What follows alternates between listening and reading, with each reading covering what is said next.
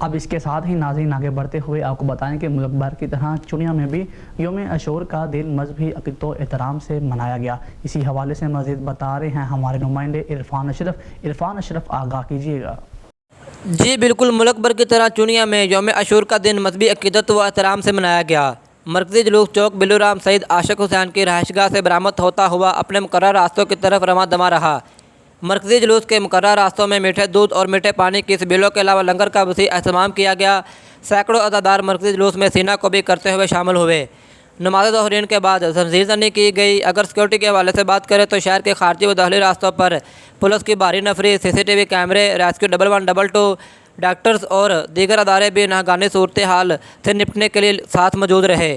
مرکزی جلوس میں شامل ہونے والے اداروں کی جامع تلاشی کے بعد ان کو جلوس میں شامل ہونے دیا گیا۔